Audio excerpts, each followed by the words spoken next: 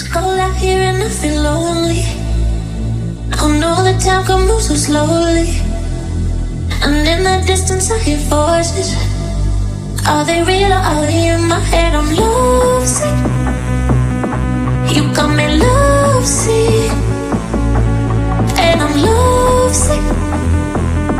You got me lovesick, and now I feel alive, feel alive, feel alive.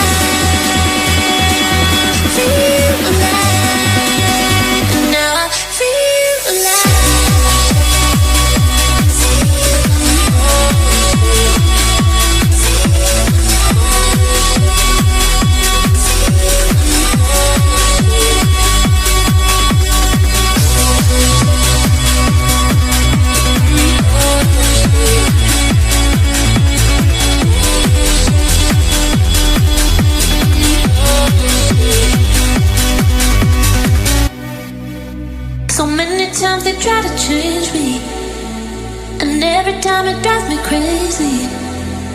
And all the good times we had saved me. Are they real or are they in my head? I'm lovesick. You got me lovesick, and I'm lovesick. You got me lovesick, and now I feel alive, feel alive.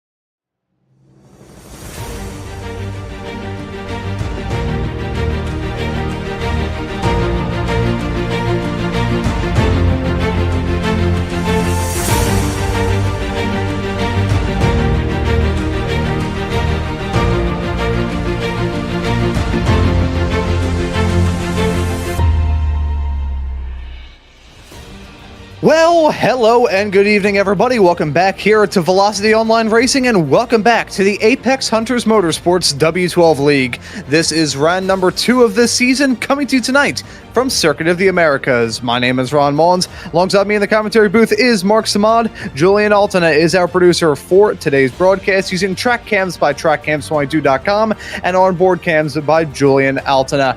Well, Mark, after a brilliant opening race of the season last time out at Monza, we now switch to another very fast track, just with a little bit more technicality thrown into the midst. Circuit of the Americas has been a fixture of the Formula One schedule ever since it was finally built and completed back in 2012. It's a fun little track, this one that some have derided in the past, but I really enjoy the vibes coming off of this place. It's a fun race, it's a fun track to drive around, and I think if we have a fun track for these racers are going to give us a fun time here in the booth.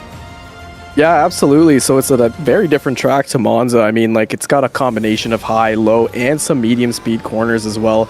Drivers are particularly going to find it pretty tricky around Sector 3 as well, especially through turns 13 and 14. The car has a tendency to kind of lose the rears a little bit there. And then the high speed section with 16, 17, and 18 being all left-handers. So those right tires are going to take a bit of punishment there. In an odd sense, this track almost feels like it is one of, just completely different sections as you go. We'll just break it down by the sector. Sector 1, it feels like a regular old road course. Sector 2 you're really talking about the straightaways. That's when the speeds really start to build. And then you get into Sector 3. And it honestly, in an odd way, Mark, feels almost like the final sector at Abu Dhabi. It feels almost street circuit-esque, because Abu Dhabi was originally meant to be a street circuit in the back half. Unfortunately, those plans fell through. But this track, it's a case of whiplash whenever you're running around here. And we're not just talking about the G-force all through the turns.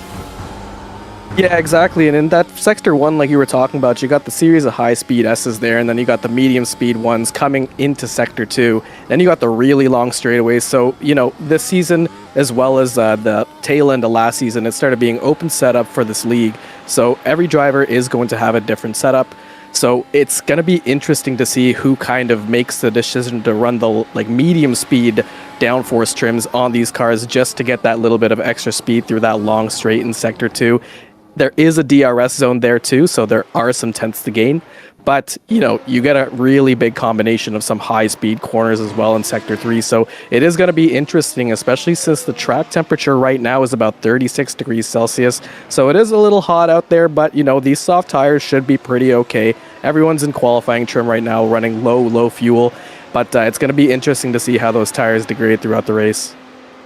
Yeah, so it's slightly toastier track temperatures. Once again, there you can see 28 degrees Celsius for the ambient temperature, 36 degrees for the track temp. That works out to 83 Fahrenheit for the ambient and 97 degrees Fahrenheit for the track temp. So with rather toasty track conditions, these drivers are going to be in for what could be a very tough second round of this season. Currently in the midst of qualifying right now, and it's a different name up towards the front of the pack. Luke Smith has been dancing with the devil so far here in qualifying in that 666 machine, holds on to the provisional pole as it stands right now. Jeffrey Lawler, your reigning champ here in this series, currently set to join Smith there on the front row.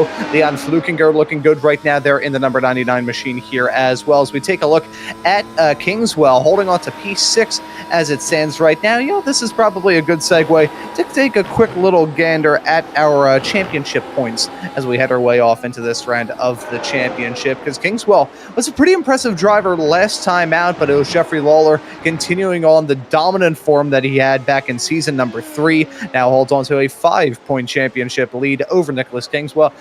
It's Leon Flukinger ending up there in P3 at the end of that race, currently P3 in the points. Lucas Dirksen and Marcus Keller complete your top 5. So very early on in this season, but based off the way last week went, Mark, and the way I feel like this week is heading as well, I feel like we're going to be in for a championship fight as we take a quick little gander at the other team standings. We'll touch back on that here momentarily. Next is eSports, dominant at the moment, 145 points is their tally currently. You can see the rest of the teams lined up there in due course. But Mark, I feel like Jeffrey Lawler, at least compared to season 3, he's going to be under a bit more pressure here in season 4. I'm getting the vibes from that already.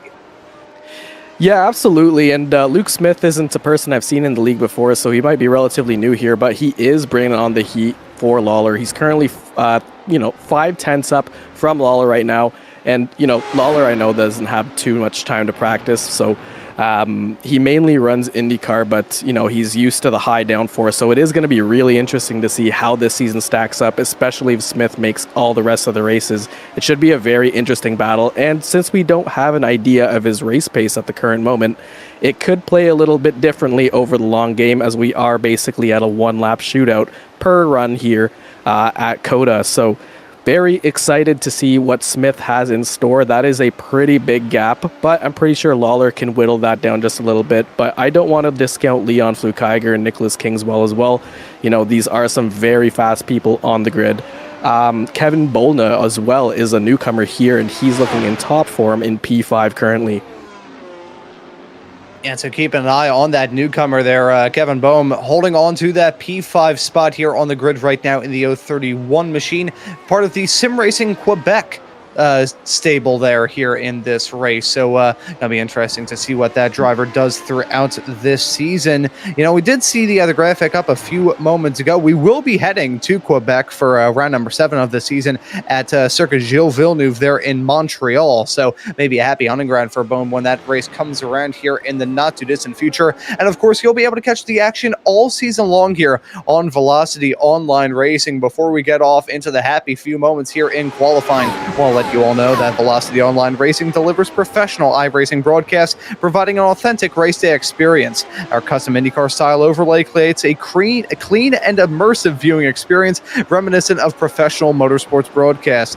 Streamed in 1440p resolution with 60 FPS production and expert commentary, Velocity Online Racing gives your series a presentation it deserves. Broadcast packages start as low as €50 per hour. If you'd like to learn how to get your iRacing special event or league broadcasted, contact Velocity Online Racing at gmail.com for more information. Now, with 3.5 minutes left to go here in qualifying, Mark, these drivers about to set their final times. One real final opportunity for these drivers to tackle this beast of a track.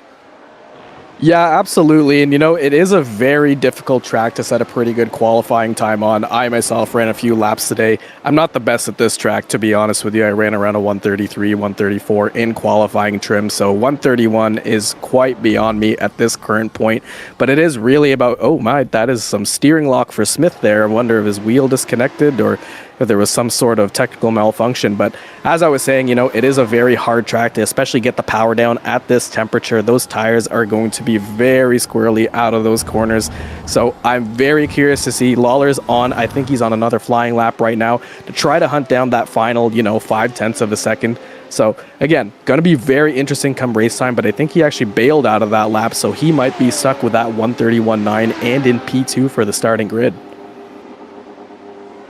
Yeah, so not sure how things are going to work out here in the final few moments. Jeffrey Lawler is going to have to pull a large rabbit out of the hat if he wants to try and get this pole. Not sure if it's going to come to pass for him as we follow Jasper Gruthest as he heads his way off through the final few turns right now. That number 69 car backing it up, cooling the tires just a little bit, and now going to put the hammer down for what is going to be one last final lap here at this stunner of a racetrack here in Circuit of the Americas. It may be built on a landfill, but it doesn't change the fact that the elevation change is immense as you head your way through turn number 1, just one of the 20 corners that these drivers have to circumnavigate here on this track that is just barely below 3.5 miles in length. It's one of the longest Grand Prix tracks, is one of the most technical Grand Prix tracks. There are very few states like Texas, and there are very few tracks like Circuit of the Americas here in Austin. Minute and a half left to go as we follow him heading his way off through the sector. That's going to invalidate his time. That's going to take him out of it, and now there were just a few waiting to see who may be able to make the big gains right as we get towards the end of the session, following Pablo Uraib as he heads his way all through the second to last turn right now. Turn number 19, a really sketchy part of this racetrack. All gas, no brakes. It's all brakes, no gas as he headed his way into turn number 20. Comes across the stripe right now with the DRS open. He'll get one more lap attempt. Not able to improve right there, but we are still getting into crunch time here. These drivers having to turn up the wick at the last point. Lawler looking to turn up the wick, and he's got to turn it up quite a lot. A half a second margin up at the front of the field, even on a minute and a half lap like this, can be big, but he's got a big help with a big draft right up in front. That could be huge. Yeah, you've seen them playing the team game. Nicholas Kingswell giving him the draft down the main straight, and that is going to be huge, especially if you're running high downforce trim. So very curious to see how up he is on this time. There might have been a little bit of an impeding there from Kingswell, as I think someone else was on another flying lap. But as Lawler rounds his way around the final few corners here of Sector 3, and we're just going to take a look at that back here. Yeah, there's Kingswell giving the draft down the straight here. Both of them have their DRS open. And again, this straight on Sector 2 is so incredibly long, but the end of this hairpin, and every hairpin on this track actually, and yeah, oh, that does look like big impeding, and that was some contact. So the stewards are definitely going to have to take a look at that later. But as we head and see the final times here, Lawler stays in P2, so Luke Smith takes provisional pole here at COTA. Yeah, so that's going to make it two different pole sitters in the first two rounds of this championship. Lawler able to capture it last time out at Monza. He was able to convert that into a trip into victory lane. We'll have to see whether he can stand on the top step of the podium here in tonight's race. I want to thank you all for tuning into the action on Velocity Online Racing here tonight. Never miss out on the action from this series or many of the other leagues and events that we have broadcasted week in and week out by hitting that subscribe button and the notification bell, and hit the like button on this stream if you're enjoying it here as well. Just taking a quick little gander at some of the broadcasts coming up. Next time you'll be able to see this series, we will round off the month of August at Circuit Spa-Francorchamps next time out on August the 31st. Hope to see you all there for the next round of this championship and many of the other events that we have week in and week out. Qualifying just about wrapping up. We'll get into the main event here in a few moments' time. What a lap it was, though, for Luke Smith, not only to grab the pole, but to pull the margin that he did on Jeffrey Lawler. That is a statement. Yeah, that is half a second is incredible in this track, especially in this heat. So, Lawler's got his work cut out for him, but I'm very curious to see how Luke Smith runs on actual race pace. Now, there are going to be a few changes between the qualifying setup and the actual race setup. I imagine that the tire strategy here is going to be the medium soft, but I imagine a few people might go on the hards just to kind of, get that pit stop over with at the very beginning, and then as those hards start to get more into the window and as the fuel level starts to go down, they may be in a very good position for track position here too. And I do think track position is pretty strong here. I don't think the threat of an undercut is very huge, but I haven't raced at COTA too much. So, do you feel that, the undercut might come into a factor here?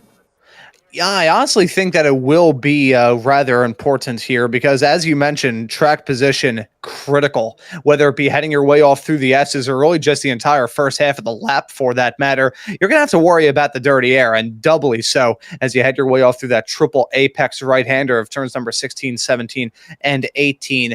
But right now we're in a 5-minute warm-up session. We call this a calm before the storm before we head off into this race here, and we're going to have a boatload of fun here in this round of the championship. And we'll take a quick little gander at your starting grid before we get to lights out, run you through the entire field, how these drivers are going to line up here in this second round of the championship. It's already going to be a long time as we will run up your starting grid here. We'll just take a look at your front row here. Luke Smith going to start from the pole position in that 666 machine. Jeffrey Lawler going to join him there on your front row.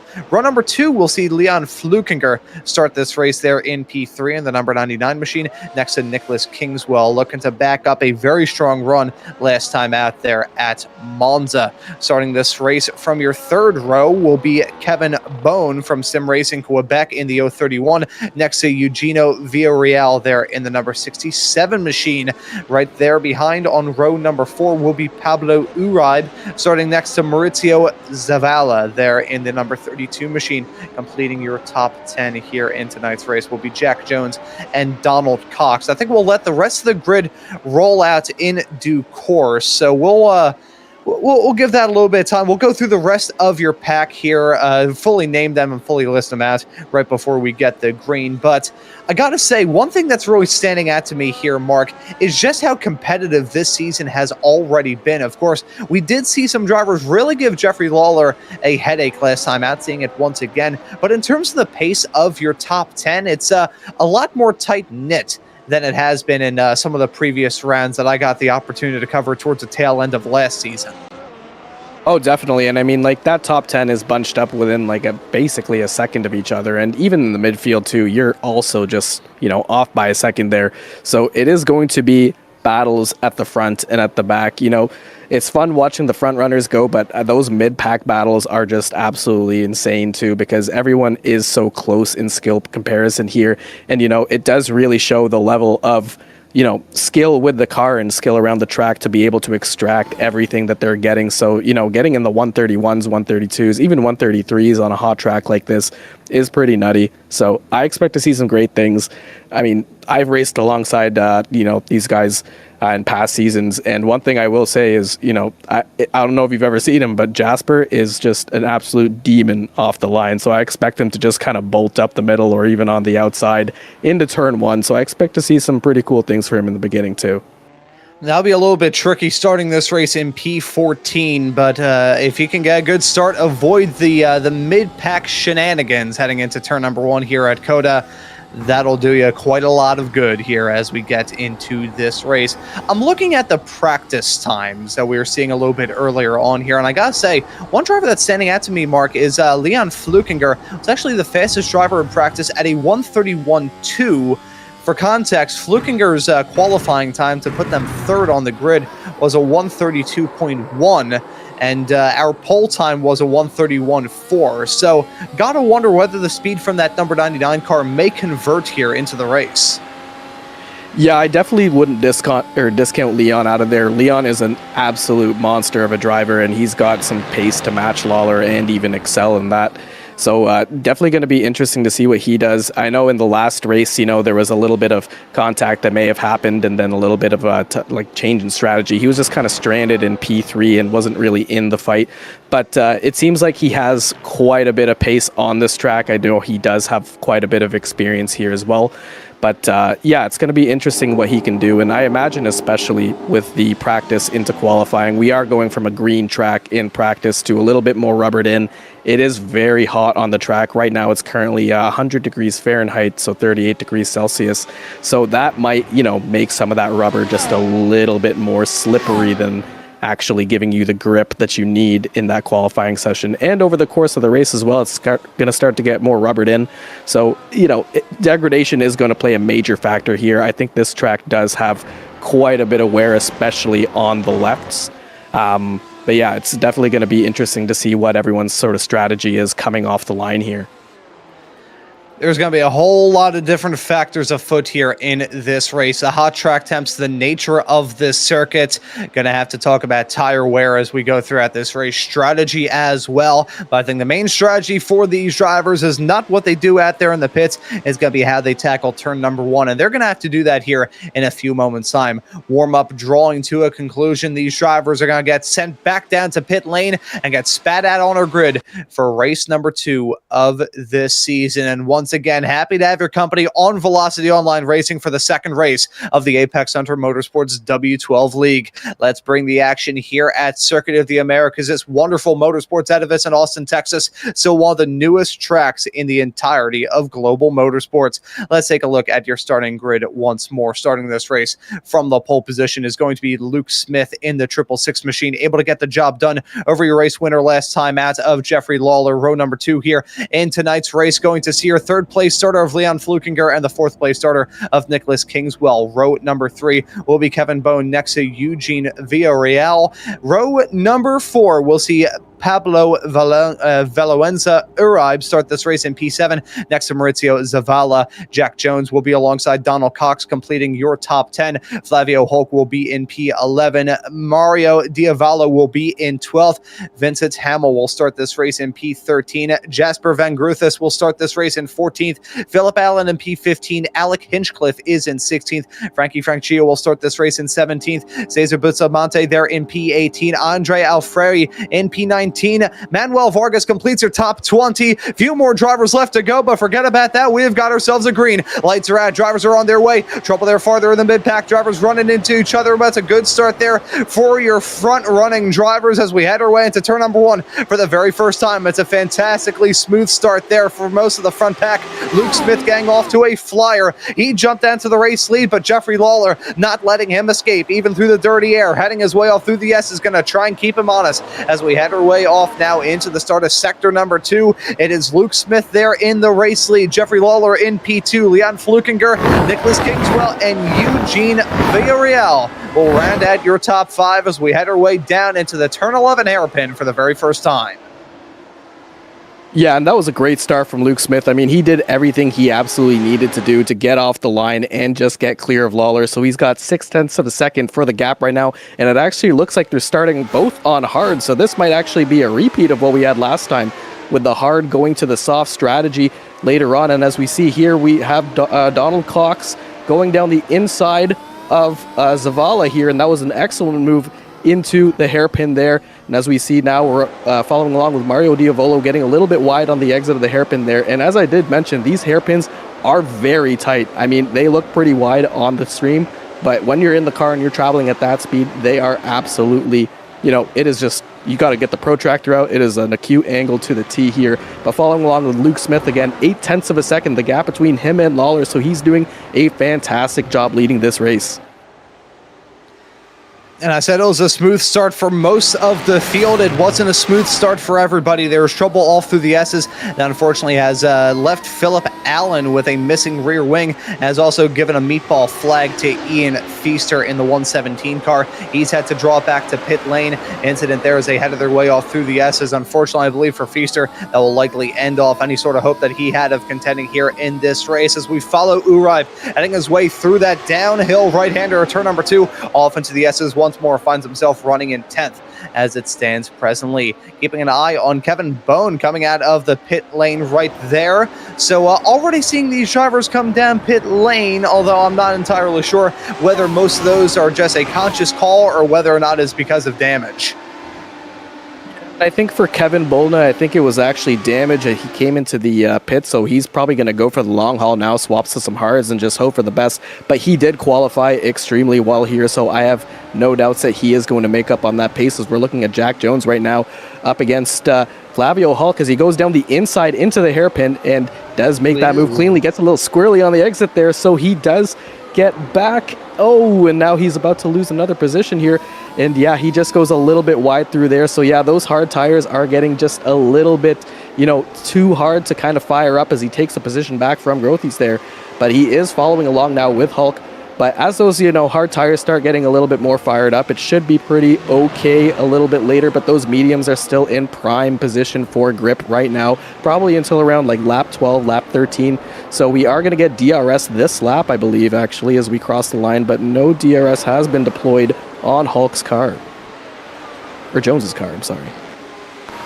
I believe the DRS will now officially be open here at the start of lap number 3, which is odd because it's usually after lap 1 in real life nowadays. But this is the old ways. This is how I remembered it when I first got into Formula 1, which makes me feel like an old man. Following Jones, riding on board of them, heading his way off through the S's. Got to worry about those anti-cut curbs. We can't call them sausage curbs because they aren't really taking that form factor. They're basically little claymores on the inside of many of the turns around here. Going to trip these drivers up as Jones with a mighty run heading out of turn number 7, gonna try and keep the momentum rocking and rolling and go for a move into turn number 8.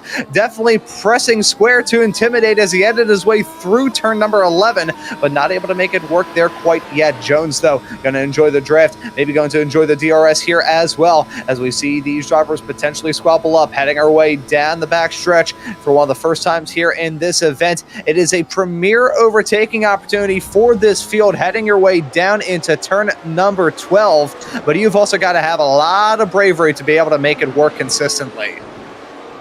Yeah, absolutely. And I mean, Jones is just all over the back of Hulk's car, so it's going to be very interesting to see in the next couple of laps, or even in the next lap, that overtaking maneuver happen as we follow along with Nicholas Kingswell now.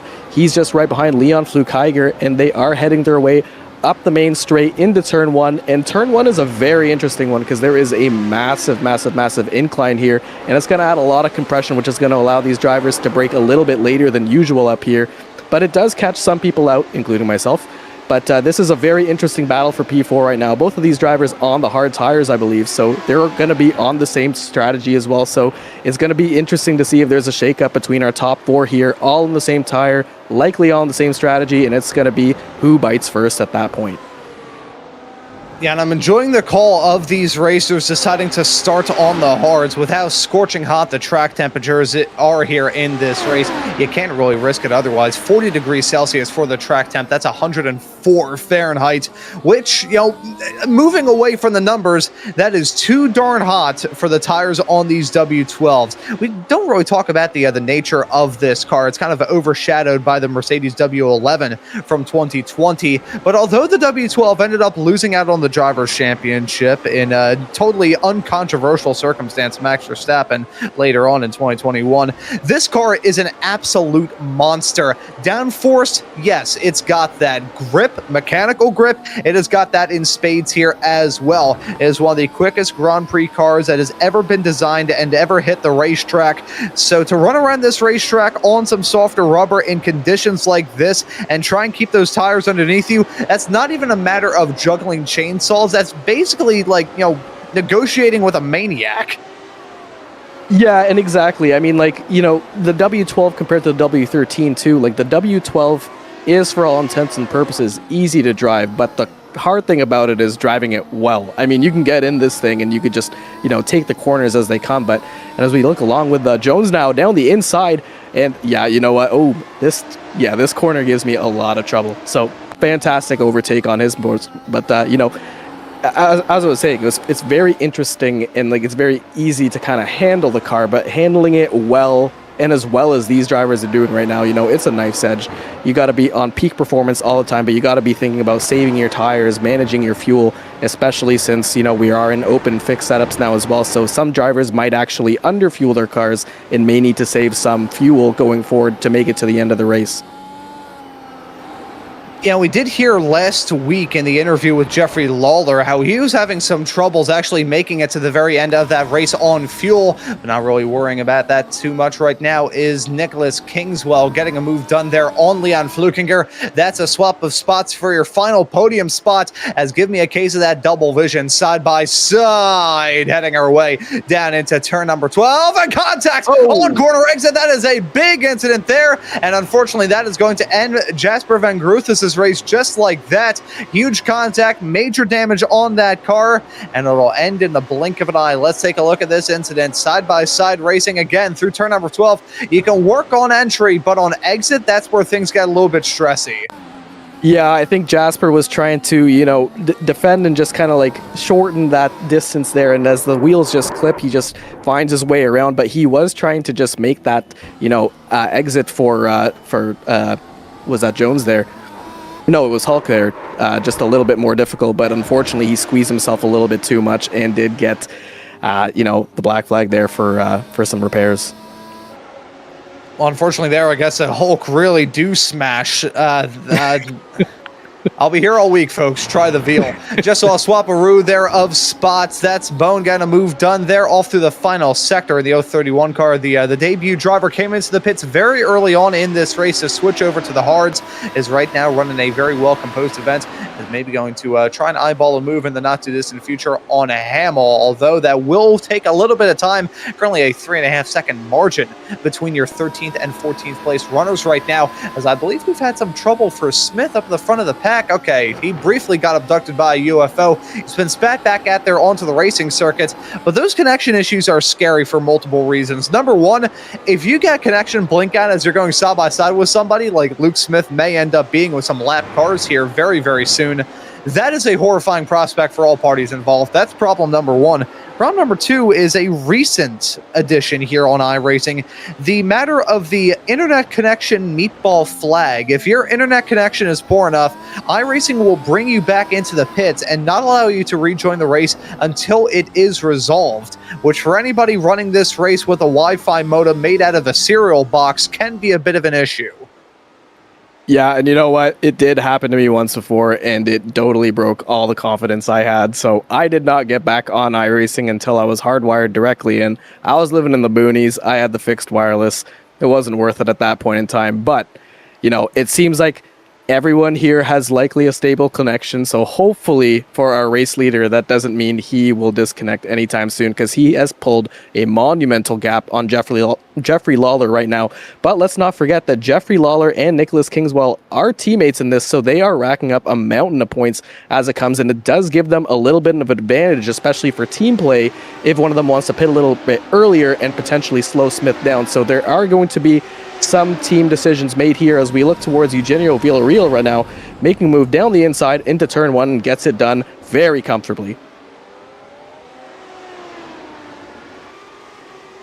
And if you want to, let me try that one again. If you want to get a move done heading down into turn number one, my apologies for drinking super glue a few moments ago. If you want to get a move done into turn number one, you've got to have a lot of confidence and you've got to fully commit to it. That's not one of those where it's like, you know, dipping a few of your you can't dip a few of your toes into the pool to test the water there. No, you've got to go full-on cannonball heading down to turn number one, which is a little bit of a mental barrier, but all in all here, Mark, this is a car where you need to smash those mental barriers and get them completely out of your head if you want to try and extract all the performance you can.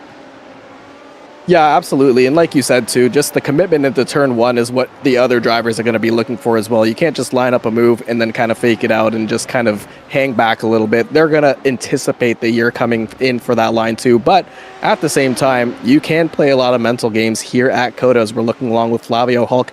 Start at 11th, currently up to 7th, so that's perfect for him. Uribe is just a few seconds behind him. As we look towards Jack Jones right now, he's going through the S's right now, and you know what? I just love this section of this track as he just mounts that sausage curb. But again, it's not really a sausage, more like a wedge. You know, I'm not really sure if it's an off track at that point too, as long as your two tires are actually touching the curb. But as we're looking towards our grid right now, we see Donald Cox start in P10 up to P5, so that's fantastic for him as well. Flukiger currently down a place as he's making his way down towards that long straight in Sector 2 right now. Nicholas Kingswell in third, and there is just a tiny gap between them as Leon Flukiger did have that DRS down there, so he's probably doing a little bit of tire saving, but he is keeping the pressure on Kingswell, and he just has to stay within that DRS range to keep that pressure up. And to the point that you raised a few moments ago, kind of wondering where the line is taken. We go into the nooks and crannies here, go into the iRacing rules as we see a little swap of spots here. Right as I bring it up, side-by-side racing here. And this little scrap, and this is getting really dicey here. Nice little move, adding down the back area of this racetrack before the true back half of the circuit here. That is over in the West End. As we keep our eye on this battle, I think we just had a blink out there for Jeffrey Lawler. He is sinking down and has not rejoined in the way that he had in mind. Now Luke Smith dropping out. Unfortunate to see both of those drivers battling with connection difficulties, although they have spread out now to 3 seconds, which is always fascinating whenever it is a case for Lawler. But again, getting into the nooks and crannies, iRacing judges an off track here at Circuit of the Americas if half of your car is over the red and white curbs at any point through a corner. Could be at the entry, could be on exit, could be at the apex itself. That's deemed an off track, and we got to keep our eye on those, Mark, because of course last time out, many of the drivers, well, I wouldn't say many, but some drivers did hit that 17 incident point limit.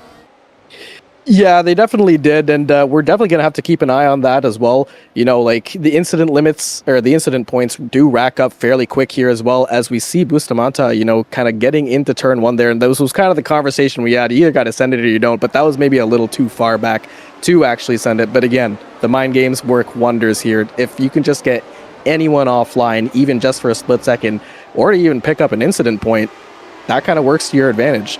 So, yeah, there's going to be quite a lot of things going on here as we, round our way through lap number 9 right now. So we're about a quarter of the way done the race, and, the tires still look to be hanging on pretty well. Track temp's about 106 degrees Fahrenheit, which is 41 degrees Celsius. Still, by all accounts, not cool at all, but it's cooler than before.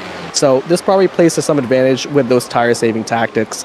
As we round our way around turn 1, you do see a little bit of slipperiness as you get to the exit there, and you do have to be very careful. I think you're going around gear 3, and as you mash the power on there, those rears are just going to kick out at any given moment. So once the tires start to degrade just a little bit more, it's going to be pretty interesting to see who has the tires to kind of make it to their pit window.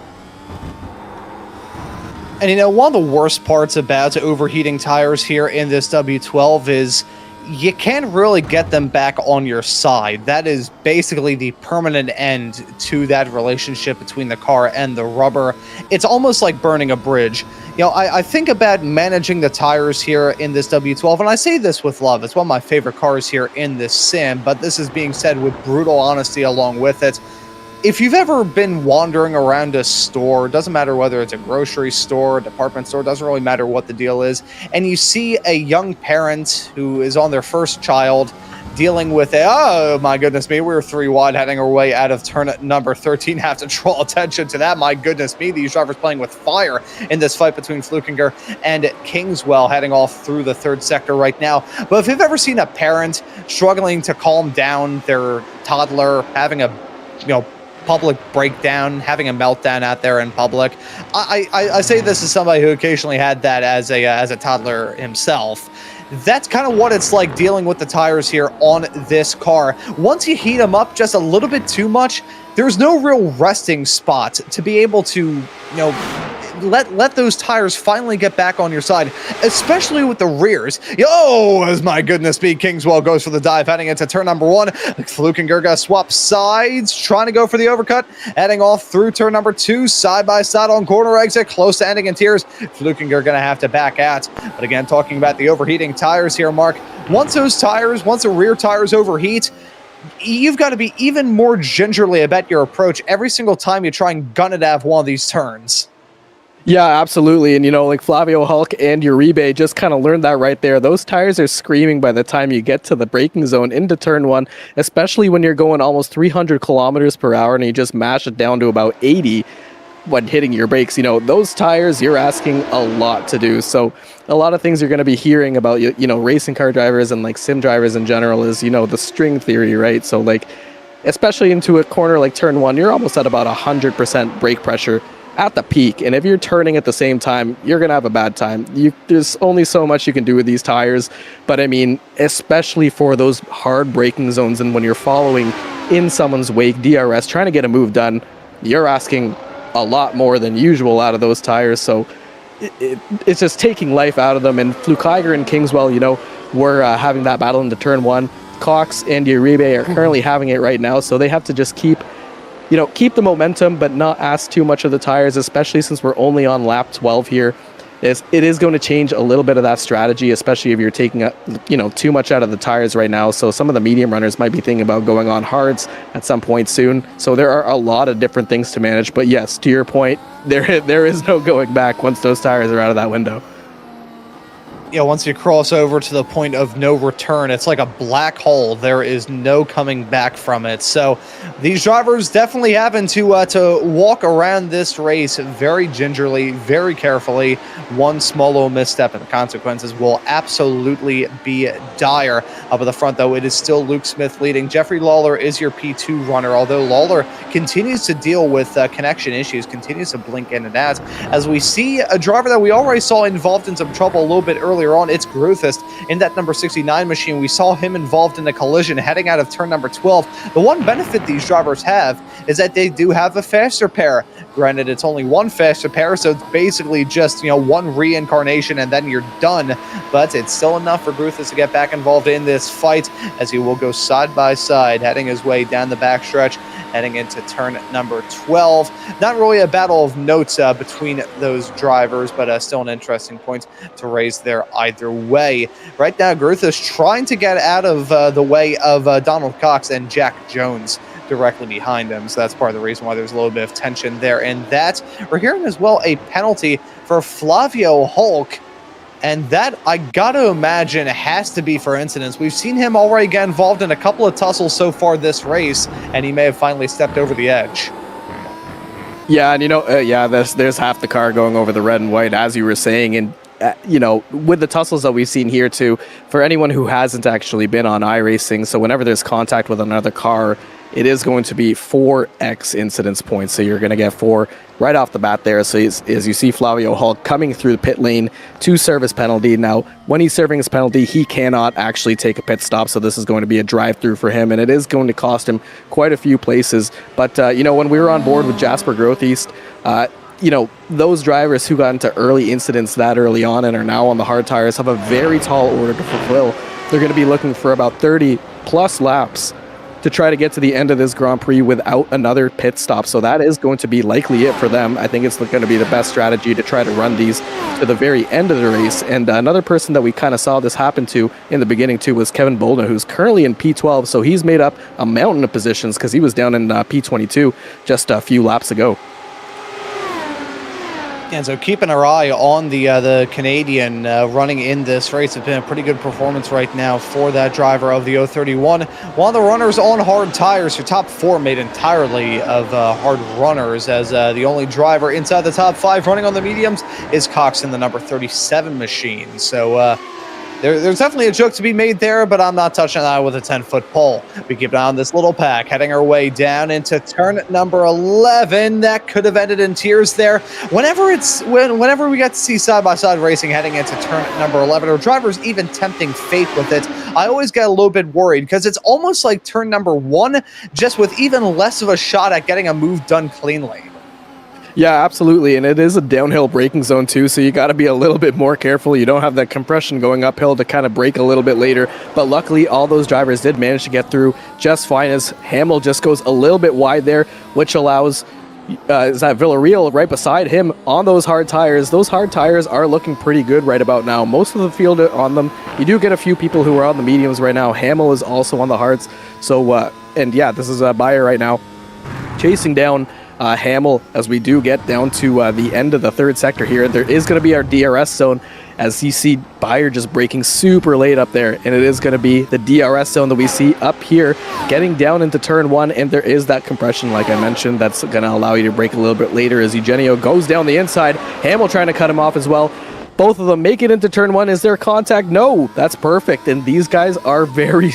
As you see how close they are too. Yeah, no, this is just great racing from both of them. A lot of respect between these two, as he does not give Eugenio the space at all. Just slams the door. Eugenio has to take a 1x for that. So he's got to watch those incident points going through this race. Yes, this could be a little bit worrisome as these drivers go throughout. That 17x limit creeps up on you in a scary, scary way.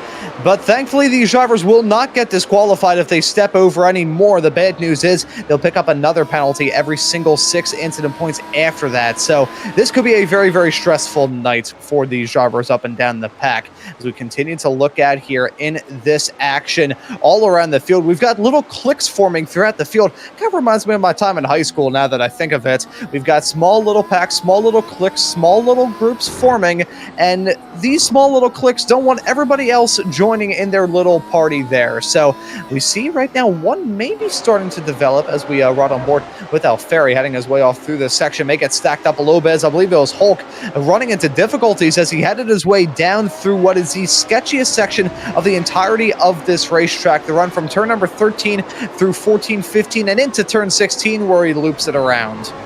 Yeah, it's just so easy to lose the rears in that section right there. That always catches me off guard too, so I got to be very careful around there. So, you know what? I am naturally slow through that section. But, you know, when we were watching Eugenio kind of battle it out, and we were going down the straight in sector 2 there, he made a very critical move there. So he managed to overtake Hamill before the straight, and he knew that that DRS detection zone was right before the straight actually started. So he got the benefit of DRS, which left Hamill in alert. So he managed to pull out quite a few tenths on him. So brilliant move on his part.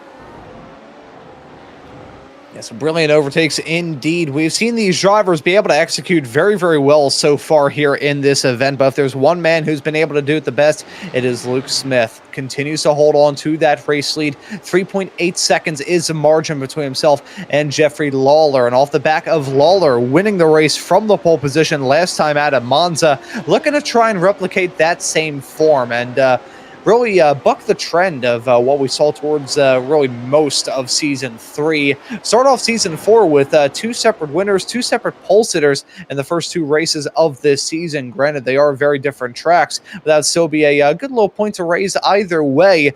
It's going to be a competitive season, and for Jeffrey Lawler, it's going to be a much tougher road ahead if he wants to secure championship number 3. Yeah, absolutely. And just looking at their times too, so it looks like Luke Smith and Jeffrey Lawler are running very identical lap times. You know, their best lap time in the course of this race are actually split by 1,000th of a second. And it looks like Nicholas Kingswell does have potentially... No, it is Luke Smith who has the quickest lap of the race, actually. But, you know, these are very quick times we're looking at here. So those hard tires do seem to be holding up pretty well, especially in this heat. The track temp has gone down just a little bit from qualifying, so it's now at 108 degrees Fahrenheit.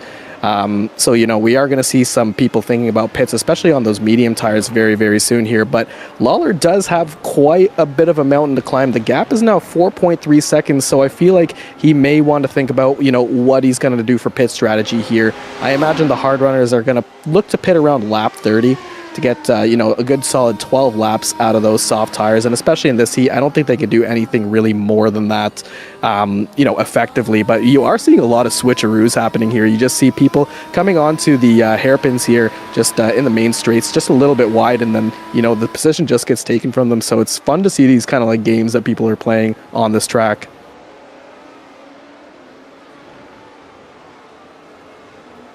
And so now as we go farther along throughout this race, pushing lap 17 of 42 here in this event, I think we'll use this as a good little opportunity to let you all know about some of the broadcasts coming up here on Velocity Online Racing. It has been a very, very packed day here with the action earlier on of the International IndyCar League, and of course here tonight for Apex Hunter Motorsports. Later on here this week, we've got the IndyCar Open Series Euro Strength of Field race. That'll be at the Milwaukee Mile here on August 25th. The Indy Euro Series will be back on the channel at Road America on August the 26th. The iRacing Indy Next Championship will also be on the streets of Milwaukee, not streets of Milwaukee, on the Milwaukee Mile Oval, although that was briefly the Milwaukee State Fairgrounds, so that's a good little bit of history there.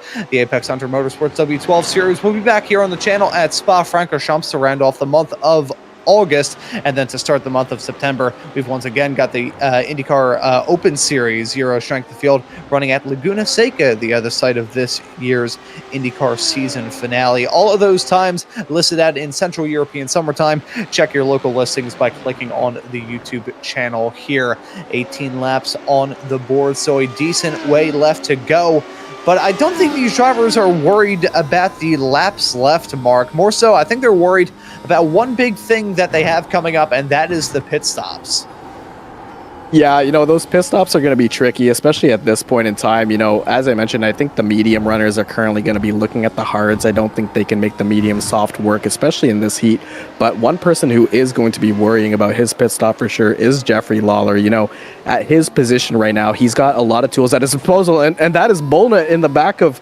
I believe that was Hinchcliffe who got a little bit off form there, so that is going to be damage for Bolna, and that is very unfortunate because he did use up one of his fast repairs already for the incident in the beginning. But fortunately for him, I don't think he has a lot of damage on his vehicle right now. As you see, Hinchcliffe currently without a rear wing, and these things look hilarious without the rear wing. They actually look like the little Formula Ford FF1600s without it, so they look kind of funny, but it's not going to be a laughing matter for Hinchcliffe.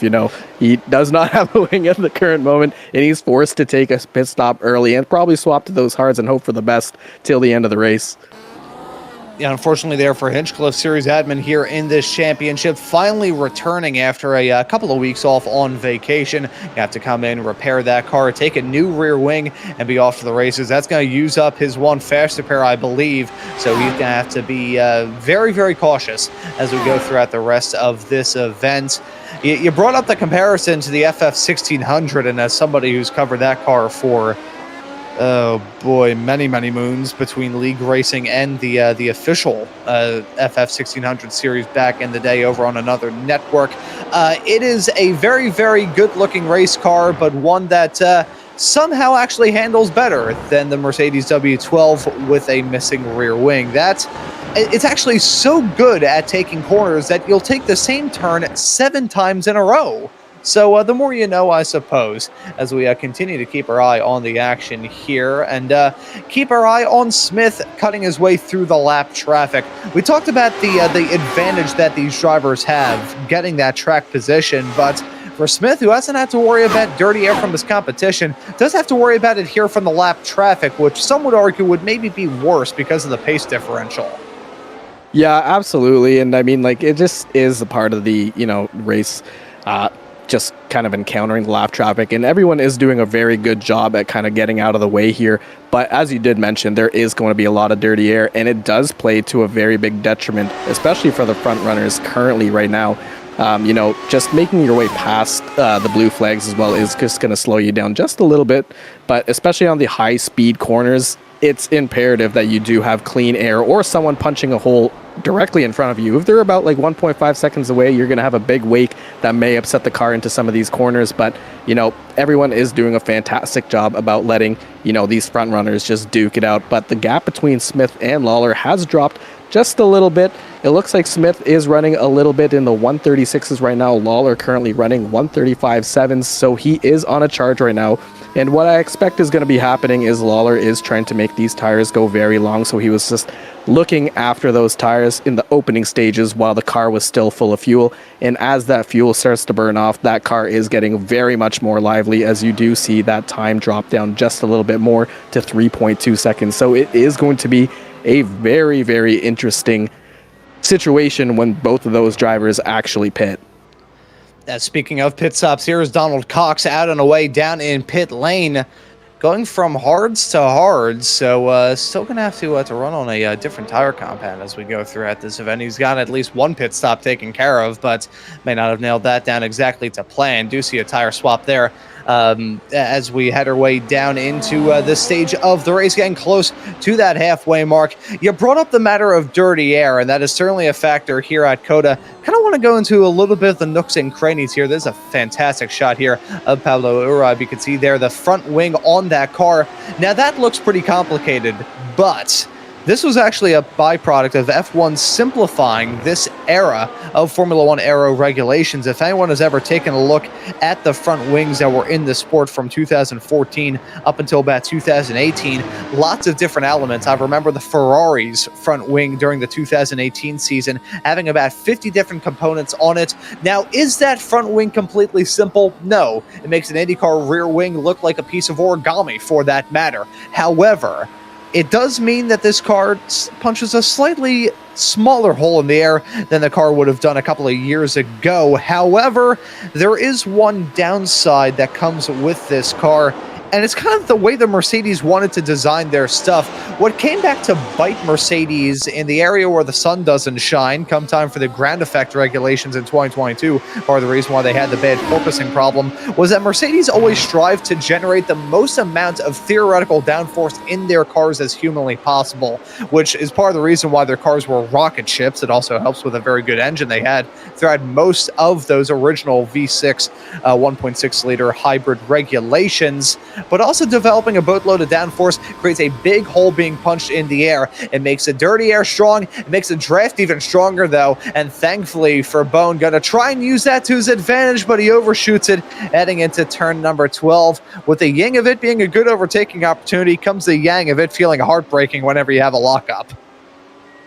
Yeah, absolutely. And I mean, like, it does look like Kevin Bolna actually did go into a pit because, you know, when I mentioned that his front wing didn't look that bad, it was actually pretty bad. Looking at that replay, it was mangled. So you can imagine the amount of downforce lost on there, but he is still all over the back of Mario Diavolo right now as we look at Cesar Bustamante coming in for his pit stop as he goes on the hards right now. So again, all the medium runners, you know, it is a little bit early to kind of pit for the softs. I don't think they'd make it 20 laps. The mediums barely made it 22 laps. So it is going to be a monumental challenge for anyone currently running on the mediums. And the only one on the grid currently that I see right now running on those mediums is actually Andre Alfieri right now. So he is, you know, having fantastic pace, currently in P11, just a little bit off from Vincent Hamel right now. But as we follow along with Kevin Bolna, and behind him we have Cesar Bustamante, who just came in for fresh tires, so just on that fresh rubber and the, you know, fuel tank about halfway right now. Probably going to see a move lined up pretty soon on Bolna there. Yeah, so right now, Bolna certainly feeling under pressure at the moment, and we'll see whether or not, like a Tag Heuer, he doesn't crack, or whether he will. We'll just have to see, keeping our eye on the battles as we ping-pong our way through at the pack. There's a little battle of note for 7th on the road. It's Frankie Francia and Pablo Uribe battling right now here for 7th on the road. We ride on board with Francia heading up the hill into turn number 1, and look at the dive there from Uribe. Going to hit the apex first. However, Francia going to try and keep that momentum rocking and rolling on the outside. Won't be able to do it, and so that's a swap of spots. Uribe in the 230 car now up to 7th. Yeah, and as we were saying too, you just got to send it down turn 1. But, you know, Francia did a very, very good move there. He just kind of hung around the outside because he knew coming down the inside that Uribe was going to have his line a little bit more compromised, as we see Bayer coming into the fray for both of them too. So this is the battle currently for P7 right now. Uribe did get the move done on Francia, and so did Villarreal. So he has the benefit of DRS now on Uribe. So Uribe is going to have a little bit of a, you know, DRS train on his hands, so let's see if he can kind of hold it off here. I do think that Villarreal is just a little bit too far behind, so he should be safe for now, but, you know, might be in striking distance between a lap or two. But as we get down toward the main side of the back straight there, it is a very long straight. I mean, you're probably on that straight for about, like, what, 5 seconds? 5-7 seconds? And they're just going, 310 kilometers per hour, super fast, into the very slow Sector 3 as well. So it is quite a bit of a difference there. And as we're following along too, you do get a bit of that dirty air in Sector 3 too, as you see Villarreal just start to kind of hang back a bit, but he still is within that 1 second. So he is going to get DRS down that main straight too. Yeah, I just looked this up because I was curious. The back straightaway here at Circuit of the Americas is 0.62 of a mile. That is, I believe, just about a kilometer. So that is amazing to see how long of a straight it is here. But it is a bit of a, it's just a bit of a hallmark of the the Herman Tilke tracks. You think about all the ones that he designed. Shanghai, that was one of his first back in the early 2000s, that massive back straightaway. Malaysia basically had 2 of them in a row. Las Vegas, Abu Dhabi, there's just an endless list of tracks that Herman Tilke has penned with those massive straightaways. As a big slide there from Davilo, and that is going to drop him down. Thought about trying to hold off the pressure from Bone, but that is going to age like milk in the Nevada sun. Yeah, I'm not sure if that was just a big lockup from the rears or whether you just kind of lost it into entry there. So as we take a look now, yeah, I don't think that was a lockup at all. He just kind of lost it into the corner. And you know what? That last corner is very deceptive, honestly. It is very slippery, especially coming out of the exit, especially at this track temp. It is ramping up just a little bit at a 111 degrees Fahrenheit. As we take a look, yeah, he just kind of lost it. He just kind of stuck his front tires on that curbing and just kind of lost the rear. So unfortunate for him, but luckily his car is still alive and he is on the hards, which has proven to be quite a resilient tire. As we're looking at Philip Allen now, who has the black flag. So we're going to expect to see him coming down pit lane to serve his penalty. But again, he cannot actually do any changes to the car for that penalty. Yeah, that's just an off track at the last corner there. And you know what? It would have been to his advantage if he actually took the off track before coming down, the main straight, because he could have come into the pit at that point. But super unfortunate for him to kind of just have to go around again and then do the drive through. Yeah, those F1 track limits in real life and in the sim, rather cutthroat, and that has certainly been the case here in this event. However, one thing that I will bring up here is that Luke Smith, Jeffrey Lawler, and a lot of other cars yet to break away and come in for their pit stops. I'm shocked with how long these hard tires have been able to run. The track is getting hotter and hotter. We're now at 43 degrees Celsius. That's 110 degrees Fahrenheit. That is flamingly hot here. Similar to what we saw at Monza last time out, but the main difference between those two tracks is this. Monza is the temple of speed. This is the temple of the S's. So you've got to worry about those tires so much here. Even with those hard tires basically being made out of concrete, that is still rather surprising that these drivers have not only been able to stretch past the halfway mark, but are stretching even more. I really want to commend the drive that these drivers are putting in. They're definitely going to be eyeballing either the mediums or maybe the softs if they're feeling a little bit masochistic towards the end of this race. I'd probably want to go for the mediums if it were me, but that is still rather impressive that these tires haven't been completely shredded yet. Yeah, absolutely. And that's just a fantastic move from Eugenio there, too. He just kind of, squeezed Uribe just a little bit on the exit there, which caused him to go off track. And he had track position, so he was entitled to that corner there. So fantastic overtake, but Uribe is still very close behind him. And, we've seen these guys duke it out from past races as well. And Uribe has been consistently within the top 5, even top 10. So I don't discount that he will bring on the heat for Villarreal as well. But yeah, to your point, these hard tires are lasting incredibly long, and I am very curious to see what their tire wear is going to be at the end of this race. But what is amazing right now is we look towards Zavala getting past Lewis there, but Zavala does have a black flag as well, probably for track limits, as we mentioned. There are about 17 incident points that we can collect here, and, that is not a lot. But it just kind of makes drivers think about their decisions and, just be very careful with their off tracks. And as we look towards, I think this is Alfieri right now. Yeah, he's just pitted for the hards, so I don't think he was able to... Oh, no, he pitted for the softs, actually, so that is a very tall order. That's 16 laps on those softs.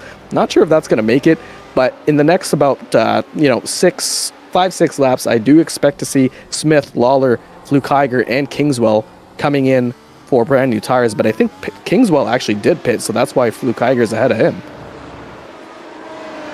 That is a bold call there from Alfieri to try and get to the end of this race on soft tires. I commend the bravery, and I will leave it at that. So we'll see how things go here at the end of this race, but those soft tires, I think they're probably going to look more like a shredded hunk of rubber by the time we get to the fall of the checkered flag, as Kingswell broken away and come down pit lane. He has switched over to the medium tires. I like that call. Not really sure if I'm a fan of the soft tire call. The mediums, though, if you're going to have to switch onto some softer rubber, ideally you'd probably want to stay on the hards. Oh, it's contact heading out of turn number 12. That's going to spin a Hulk around. Yeah, and that's a penalty for Hulk now, because he has now the instant point limit, so he is going to have to come in and serve that drive-through penalty. As we look towards Jasper Growth, he's getting past Lewis right there on the back straight. But, as you did mention with Kingswell, those mediums were actually quite a good call, especially at this point, because this limits Luke Smith's options. As we take a look again, as Flavio Hulk getting turned around there, unfortunately, and he is going to have to serve that penalty, as we do see, just a little bit of a ram there. It doesn't look like the other driver had too bad of wing damage, but super unfortunate for Hulk. He's been kind of up and down different positions, almost loses it into pit entry, but very good save for him. He's trying not to waste any time at all. He's on those hards. He doesn't need to kind of change any tires. He's just going to run those to the end. But with Kingswell, he did switch over to those mediums, and again, this does severely limit Smith's options, because when he comes into the pit, he's going to come out behind Kingswell, and Kingswell is going to have the job of battling and slowing Smith down. So this might play into Lawler's hands just a little bit. Only time will tell to see when Smith pits and when he wants to bite the bullet. Yeah, so keeping our eye on your race leader of Luke Smith as he heads his way off through the tail end of the final sector right now. Gotta wonder whether he's going to come into the pit lane sooner rather than later as he heads his way into the pits right now. Gotta hit his marks, though. That is critical. Don't hit the wall. Don't speed. My goodness me. Look at the hands there. Having the hands and reflexes of a ninja to try and keep that car going in a straight line. Get woed up in time to try and avoid a penalty, because a pit lane speeding penalty right now would be critical for this race and disaster for Smith. Up on the jacks, he's going to go in that 666 machine, out and away. Very quick stop, and that is going to be it for Lucas Smith. He just needs to try and bring this one all the way through to the end. Jeffrey Lawler stays out for one more lap. Flukinger, I believe, just came down pit. Actually, no, Flukinger stays out. Excuse me. I just didn't realize how far back that driver, the number 99 machine, was. Now the race leader is Jeffrey Lawler. Now, will we see Lawler come into the pits this time around is a real question. Yeah, and that was super critical. And you could tell, just with how quickly he came into the pits, he knew that was his window, because any longer Kingswell would have started to come up as well for his, it actually looks like he didn't pit. He's 26 laps on those medium tires. I could have sworn he was on the hards, but maybe, my head isn't all there today, so that's pretty crazy. But, it's really critical he got out when he did, because if he ended up behind Kingswell, I think this could have flipped around the way this race would have gotten. So bravo to him. It looks like Lawler is taking quite a beating on those rear rights. As you take a look at that, you just see the texture of those tires. They're kind of looking like popcorn right now. So I think he is going to come into the pits. He's kind of lighting up those rears, trying to gain the time. But I fully expecting to see him dive into the pits now. And let's see if I'm right here. I am right. And there he goes. Perfect. Ooh, I always got a little bit nervous there, as that was rather quick, heading down into the pits. He's cutting it. He's cutting it very, very close. I give him some credit. That takes some stones to try and pull off. We keep our eye on your race leader right now. Current race leader heading his way down in the pits. Will likely lose out on this spot, though. Will he switch onto the softs? He will switch for the softs. See, as much as I was a little bit iffy on the call from Alfieri, I'm liking this call a little bit more from Lawler. Only has 14 laps left to go between now and the end. Will still be a tall order to try and close up that gap. 6 seconds right now. Oh, boy. I wonder if something went wrong there in the pit lane. I think it was an unsafe join. I think he actually might have cut the white line coming out of the pits, or he maybe sped. So as we take a look at the overhead cam here, okay, maybe he was speeding in the pit lane then, because he didn't cut that white line. I think that was a pretty safe entry. But, yeah. Yeah. Okay. Speeding. It's disastrous for Jeffrey Lawler, and it's music to the ears of the racers around him, as there you can see just did not have that pit lane limiter turned on as he finally got out of the pit box. That is going to be crushing. That soft tire call, it may help him kind of salvage whatever he can out of this race. But for your championship points leader heading into this round, it is going to be a disastrous race too. Yeah, and silver linings, I know he has a black flag and has to come in for a drive-through penalty, but at least it makes his softs go one more lap a little bit fresher.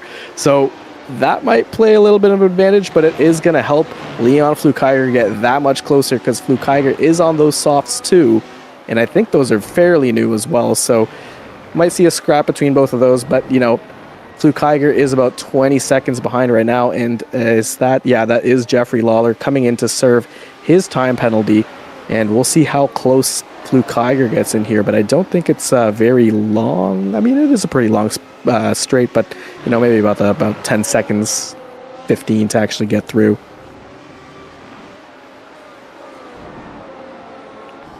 Yeah, so this will be a likely podium here for Leon Flukiger as getting that move done just like that. Easy peasy, beautiful breezy, as it does it just fine.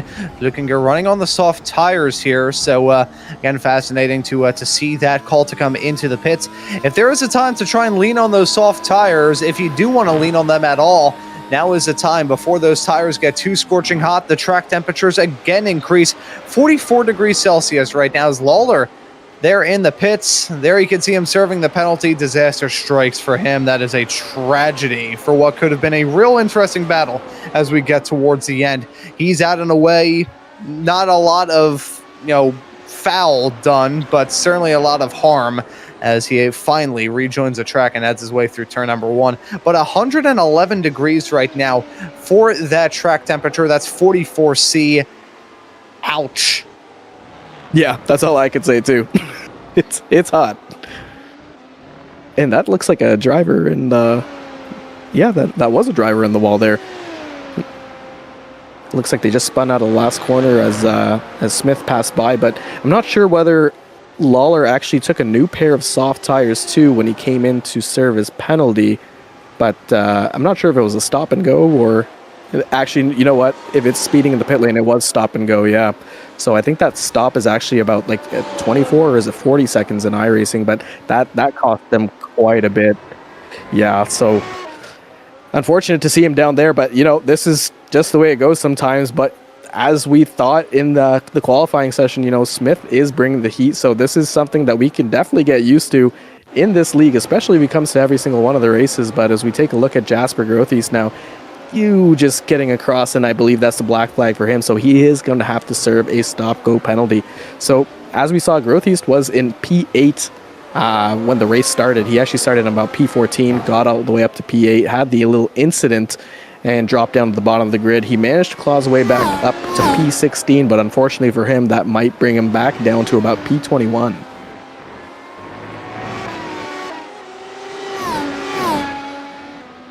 As I will say, very, very keen eye that you've got there here, Mark. The driver that we saw in trouble heading out of the final turn, there was, in fact, wall contact there. It was Raheem Lewis in the number 98 machine. He's actually lost his front wing, is now heading his way off through some of the final turns right now, so he'll be able to rejoin the race after a pit stop without any further incident outside of it.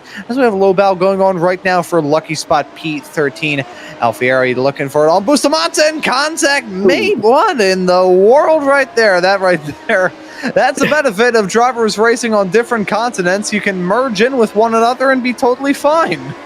Yeah, that looked a little questionable, in my opinion. But yeah, it just looks like he didn't get it slowed down quite enough. But luckily for both of them, not any damage that I can see. So yeah, as you mentioned, when you're racing in two different regions, you might get some weird stuff, but that is actually a black flag for Cesar Bustamante. So I guess he did actually get a 4X, maybe a 4X, maybe a 1X, depending on what it is, but super unfortunate for him. And the contact with Alfieri as well. As Alfieri comes into the pits, I believe he does probably have front wing damage, but basically both of them are going to be neutralized in the exact same position, and we're going to see them fight it out once again. So very excited to see this as we look towards Luke Smith right now, who's led for the almost entirety of the Grand Prix here, minus his pit stop, but he is doing a fantastic job, and everything has just come basically according to plan, just perfect execution of that hard tire stint, and did swaps to the mediums at the right time too.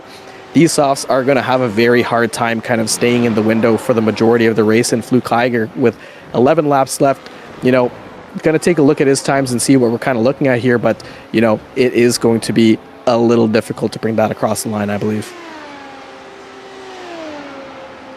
Yeah, we are getting into the final few moments of this race. 10 laps now left to go for Smith to try and seal the deal here, and he takes that 10 to go with a 10-second lead over Nicholas Kingswell. Once again, I want to give our thanks to TrackCams22.com for giving us the camera packages used in this event here. Some absolutely wonderful camera angles throughout the night. Our thanks to them once more. As I gotta say, as much as the focus has understandably so been on Luke Smith, I think those two of Nicholas Kingswell and Leon Flukinger, their performance is noteworthy here as well for several reasons. Consistency, it is a very key detail here as we get in through this event. And I gotta say, throughout this season, for that matter as well, 15 rounds, it's a little bit longer than an iRacing season, but that can still go by in the blink of an eye. I think the last time that Formula One had only 15 races in a calendar, I wasn't even born yet. Yeah, you know what, for as long as I can remember, it's been around the 22 mark, but that's a little bit of a spin there from, I believe that was Uribe. Not a spin, but he caught it, so great job for him. But those tires, as we did mention very early in this race, those tires are screaming, dude. Like, as soon as you get them out of their comfort zone, they just don't want to comply anymore. So very good example of that as Lawler just goes swinging by Uribe right there. But as you did mention, Kingswell and Fluke Heiger have been doing a fantastic job in every single race that they've kind of been a part of. Kingswell is a very consistent driver, and Fluke Heiger as well. Started P3, currently P3. So, I mean, I can expect that this is what we're going to be seeing for our front runners for a majority of the races. But, Smith definitely surprised me with the pace. He kind of held on to that lead. He was in command from, starting off the grid, and did get that early jump on Lawler, which was basically crucial to his race and just kind of holding him back. But even just extending that gap to about 6 seconds, that's something that we definitely haven't seen before. So I am very excited to see how this and this race and the future races transpire. I just ran the numbers on this because I was curious. This year currently here in 2026 is as far away from my birthday as the last year that we ran 15 races in a Formula One season. It was 15 back in 1983, the season where Nelson Piquet was able to capture the championship. That was 21 years before my birth. So that is real interesting stuff there. I was thinking that it was probably going to end up being the 90s, but by that point, they had already jumped up to about 16 or 17 events throughout the season, around about 15 countries. But point still remains the same either way. 1983. That was quite the interesting stat there as we keep our eye on Cesar Bustamante coming into the pits right there. Now finally out and away, going to exit the pits there in 17th. Nearly smacked the wall in pit exit. No harm, no foul done there. Another driver breaking away and running on those soft tires. Yeah, and I think that's his third pit stop of the session, actually. So I wonder if there was a little bit of contact as we do see a car off there. But yeah, Bustamante is now on those soft tires, so expect the lap times to be climbing down for him. But I think he's just, trying to make the most of, and that is a driver just completely going off into the grass, and that is Willis Gomez, and he might have just lost it into the S's, maybe he just felt like the lawn needed some mowing out in Texas. It is a little bit dry, so I'd kind of, I wouldn't say that's necessarily something you should do, especially with cars running this hot. Might start a grass fire. You never know. But that's Jack Jones. Started in 9th, currently in P4, so that is perfect for him. That's, better than, anything would like I would have hoped for. I'd probably start this grid probably around P10, so I think I'd probably stay there or be out because this track is just nutty, especially at this heat. We're currently at 44 degrees Celsius, 112 degrees Fahrenheit, and as we look towards Donald Cox, currently in P5. So, just 8 laps to go around this circuit. And, as you did mention, this is one of the longest circuits and one of the most demanding on the current track. And with 15 races, as you did mention, every race is going to count. Shorter seasons mean basically every race that you're currently running, you have to try to get the maximum amount of points to get up in that championship standing. Yeah, each of those races is going to matter a whole lot, doubly so when you factor in how the season is kind of broken down here. This 15-round championship is kind of broken up into 5-week blocks. We do have special events that kind of split up parts of this season. Won't get the opportunity to cover those here on Velocity Online Racing here this season, but they will be a good little break for these drivers as well. But if you can break it not really into a full 15-round championship, some of these drivers may just go not 1 week at a time, but 5 weeks at a time. That could be a real good detail in terms of the mental psyche that you have to go through in a season like this. As we take a look at a replay there to see the spin from Mario Diavolo, we saw drivers running into troubles there with the braking zone into turn number 1, the Maunz chicane last time out. Haven't really seen too much of that, but just too speedy on the downshift. It's basically like driving in a rally car on Dirt Rally or whatever game of your choosing and just ripping the handbrake. Yeah, absolutely, and it just looks like, his front right tire was just completely worn, and as he was chasing down Alec Hinchcliffe, and as we're looking towards Frankie Franchica right now, he currently has Kevin Bolner right behind him for company, and he's trying to make a move actually right now on Eugenio Villarreal, and he does take a little bit of a shorter line, and unfortunately gets kind of beached for a second there in the end of that straight. But it just looked like, those hard tires are starting to give out for people running long on them. As we're looking towards Flavio Hulk right now, lining up a move on Andre Alfieri right now, making the move down the inside. Alfieri takes the outside, may go for a little switcheroo, but no, it looks like Hulk does make the move happen and very clean, so bravo to him. Yeah, so bravo indeed. There have been some noteworthy drives throughout this event. We've gotten the opportunity to spotlight many of them as we have gone throughout this season. Well, as we've gone throughout this race, and we'll definitely point them out as we go throughout the season. That I can tell you with absolute certainty and confidence. But right now here, I do want to kind of talk about the other championship points fight as we head our way off into this round of the championship. Of course, Jeffrey Lawler, our championship points leader, heading off into this race, able to capture the victory last time out at Monza. However, things have been a lot harder to come by here in this race, and because of the short margins heading off into this round of the season, I think if I'm running the math correctly, which is math from me, so you can take this with as many grains of salt as you would like, Nicholas Kingswell would likely escape with the championship points lead, as there you can see it right now, only 5 points a gap heading off into this race. So that is going to get chewed up and spat out. It's going to be Nicholas Kingswell leading the points as we head our way out of here. Yeah, absolutely. I think you're right on that. I was just looking at that too, and it looks like Kingswell might make off like a bandit here, as he is probably going to provisionally lead this season at the end of this race if he sticks in P2.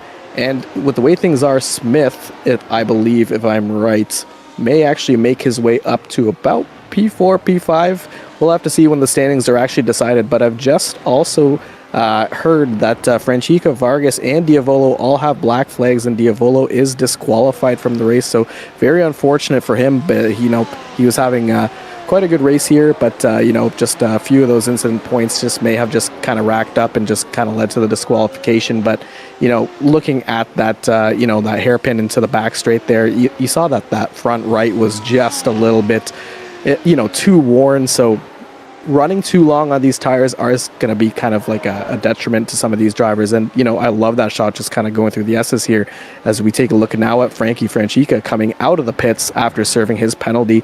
So he will rejoin the session in P11.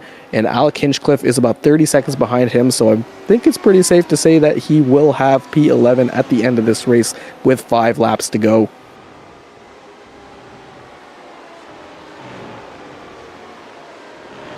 Yeah, I was trying to figure out exactly what led to Diavolo getting disqualified.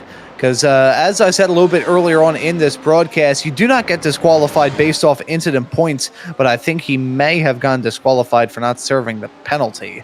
He had just really stayed out there for too long. I think there's about a 3-lap window for you to be able to come down pit lane here, at least when it comes to the road side of things, and then you're really in trouble. So unfortunately that's going to end his race just like that. 5 laps left to go. Luke Smith is still your leader. Nicholas Kingswell slotted there in P2. Leon Flukinger completing your podium. As much as we were talking about Kingswell likely to escape this race with the championship points lead, Flukinger, I believe, would be able to jump up into P2, either closely knit with Jeffrey Lawler, actually pulling a bit of a margin, only 9 points behind Lawler, heading off into this round of the championship. So it'll be a good day for all of our podiums. There's, of course, our race winner goes without saying. Not really talking about the points in that regard, but for your two right behind, they may not leave this race with a W, but they will be feeling quite good when it comes to that points battle. Yeah, absolutely. And I am just looking at the times here, and Jeffrey Lawler is closing in on Donald Cox right now, so he might actually take P5. So if that goes his way, I think that Lawler might actually stay in P2. So it's going to be pretty interesting to see how this goes. Currently, the gap between Lawler and Cox is about 0.5 of a second. So Lawler is going to be looking at lining up a move pretty soon. So he might actually still stay P2 in the overall Drivers' Championship, but, let's see how it goes. Your top 5 currently right now are Luke Smith, Nicholas Kingswell, Leon Flukiger, Jack Jones, and Donald Cox. But 4 laps to go, anything can happen, especially toward the ends of this race. Cox is on pretty old hard tires, and Lawler is on very old soft tires. So as we take a look right now, we see Lawler charging at Cox through the S's right now, and, I just love this part of the track. It flows so well, but it is very demanding on these tires. And as we make our way down toward the back straight, Lawler is going to have the benefit of DRS. So I think P5 might be his as he lines up a move down the inside, takes it. And I do think since he passed the detection zone, he is going to have the benefit of DRS down this straight too. So it's going to work out in his favor. Yeah, and so able to take off like a bandit and run away, heading down the backstretch. Going to work out pretty all right in that little swap-a-roo. However, we're now with 3 laps left to go, so the time is running out for these drivers to really make a solid impression on this race. I feel like this race has made a solid impression on us. I can say this with confidence. The Monza race last time out, a bit more packed in terms of the battles, and definitely a few more incidents throughout that race. This one has been a bit more tempered. It's been one where these drivers haven't really been battling the drivers themselves as much as the drivers have had to battle this track and the scorching hot track temperatures that continue to increase. We have now gone up to 45 degrees C. That's 113 Fahrenheit.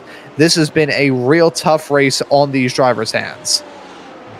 Yeah, you know what? You said it as well. Those track temps are just scorching right now. So kudos to all the drivers on the track, making it out here and lasting throughout the whole race. I feel the heat emanating off my monitor right now, and I find myself absolutely tongue-tied today. So if I'm just getting this, worked up over watching the race and seeing what these drivers have to go through, I can only imagine what it's like to have the car in the hands. But currently looking at your leader, Luke Smith, and he is very consistent on those medium tires, consistently in the 135s there, about 1/10, and that's Jasper Grothies getting the black flag for going offline. So it looks like he is going to have a sort of a penalty, and that might drop him down quite a few places here, probably to about P17. So unfortunate for him, but luckily the car is still on the track. As we take a look now at a turn 1 here, just gets a little bit too much gas on the exit there, and yeah, he just kind of lost the rears there. And you know what? Those curbs are quite slippery, honestly. I mean, I tend to avoid a lot of them, especially when running on this track, but yeah, if you kind of get on the power a little bit too quickly there, especially with the worn tires, you're going to have likely a bad time. Yeah, so unfortunately, those curbs proving to be quite the slip and slide. And a point to raise about those curbs here at Circuit of the Americas, the track does feature 3D curb textures, so that does kind of play a factor in these drivers' grip or really lack thereof whenever they do run over the curbs here around this racetrack, especially when trying to pin down the 1,000 horsepower beast behind the cockpit powering these race cars here. As we look throughout the pack and keep an eye on some of the heavy hitters, Nicholas Kingswell running in P2 right now, but it's Luke Smith heading his way across the stripe to take the white flag here at Circuit of the Americas. One more lap to try and win this thing. It has been a dominating drive once again from a pole sitter, but this time it looks to be Luke Smith capturing the W. Yeah, and he just gets a little bit squirrely out of turn one there, just kind of losing the rears a little bit, but luckily for him, kept on hanging on to it, and he is making his way around the S's. And you know what? I love the cinematics in this track. Just everything about this track looks so perfect. I just wish I was a little better at it. And you know what? I do love how large that Texas flag is. You know, everything's bigger in Texas, and that flag is a statement. And you know what? I believe it. So as we round our way back towards the back straight right now, making his way down there one more time, Luke Smith has absolutely dominated this track. And, you know, we can say with all certainty that he is absolutely the king of this track as it currently stands. Yeah, so Smith gonna enter the third round of the championship, not as the points leader. That's going to go to your P2 man, but he is going to have a lot of momentum on his side. 40 laps led so far today. It's about to be 41 here in a few moments' time. We've run 42 laps, folks. That shows you the kind of dominance that we have seen at the front of this pack. He got the good start. He held off your reigning champ, and it looks like he's going to round his way through the final few turns and capture the W. Luke Smith in the 666 car, going to round his way around turn number 20, onto the start-finish straight away for the final time to capture the victory here tonight. Luke Smith wins it here at Circuit of the Americas and burns it down across the stripe in the process. Nicholas Kingswell will walk away with second place and the points lead to go along with it.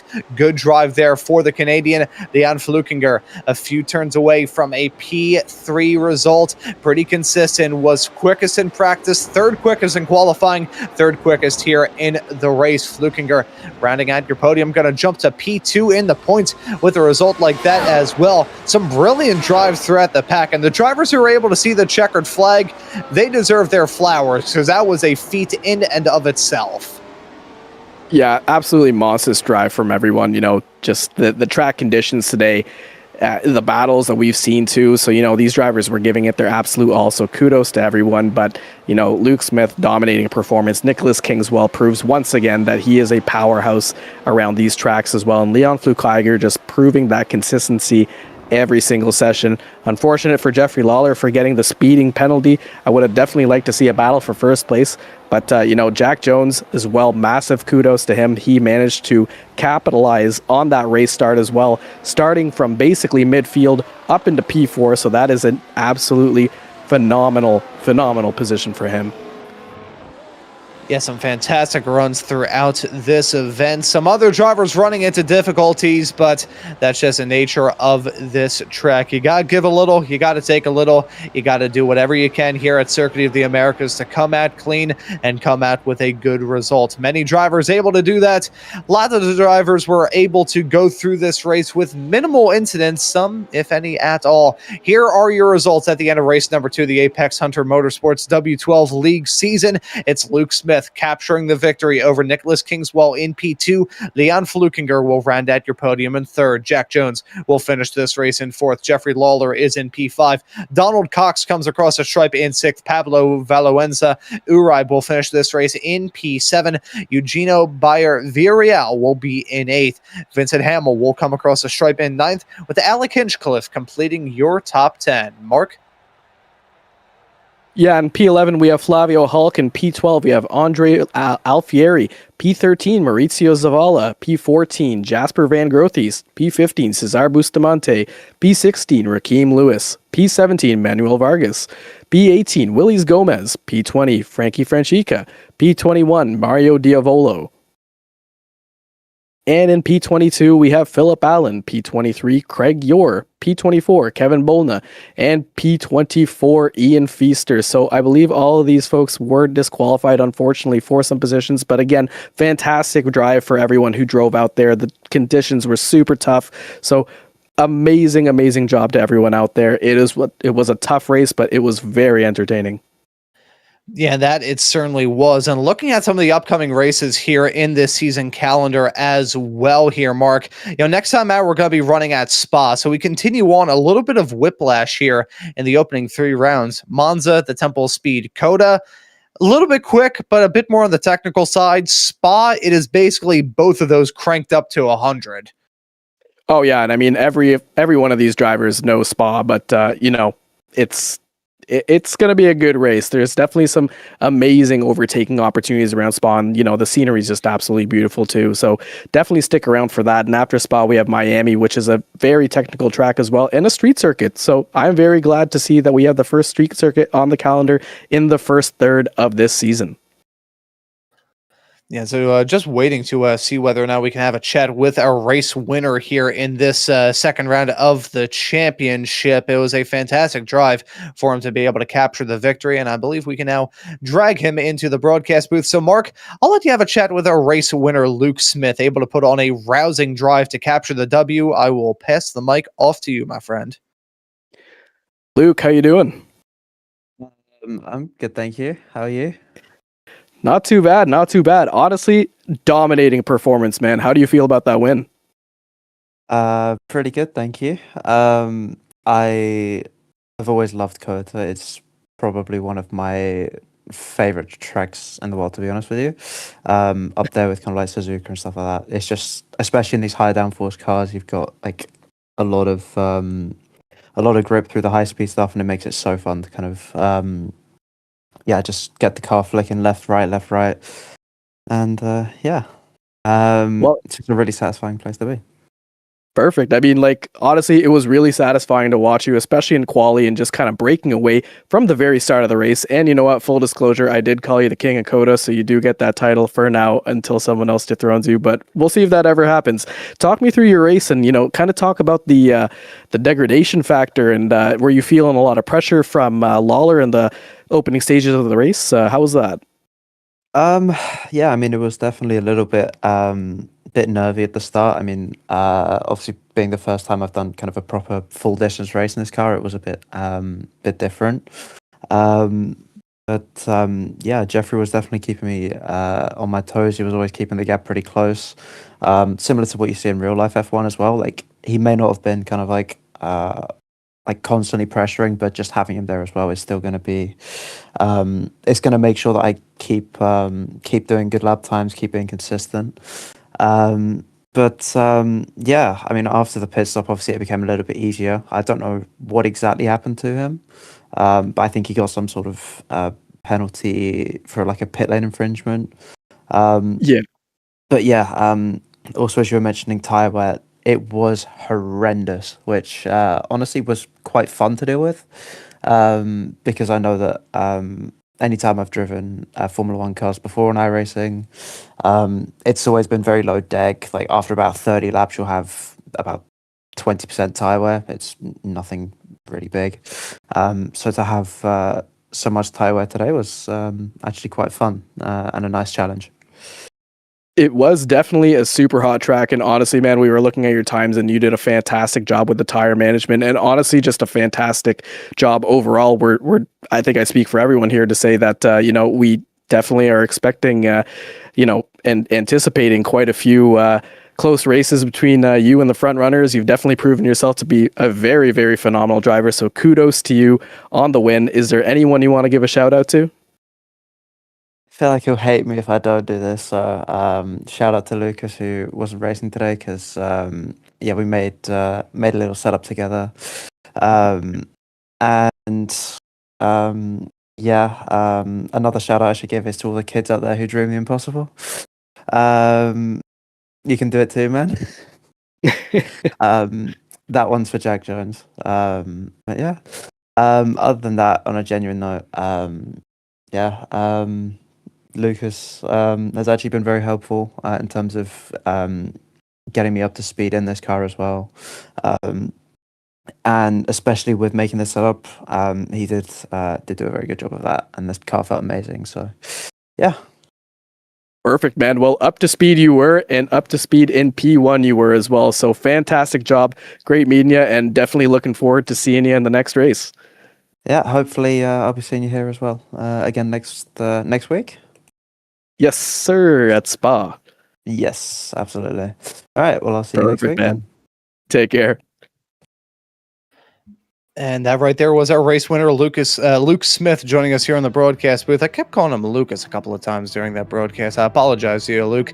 We do have the other podium finishers. Unfortunately, we are out of time here on this show, although I do want to thank them for giving up their time to join us here in the booth. We'll catch them in some future weeks, and you'll be able to catch this series in 1 week's time when we rock up to Circuit Spa-Francorchamps. Hope to see you all there here on the channel. A reminder, folks, if you have enjoyed this broadcast, consider hitting that subscribe button and the notification bell, and how about hit that like button on the stream if you have enjoyed the action. It was a thriller here at Circuit of the Americas for race number 2. Really looking forward to seeing what Spa has in store next week. Never miss out on the action by hitting that subscribe button so you get notified every single time we go live. But as for this broadcast here tonight for round number 2 of the Apex Hunter Motorsports W12 League, that will just about do it. So for myself, Ron Maunz, Mark Samad joining me in the commentary booth, and Julien Altena using all the cameras in the virtual production hauler, I say thank you also very much for tuning into the action here on Velocity Online Racing tonight, and we hope to see you all wherever it is in the not too distant future.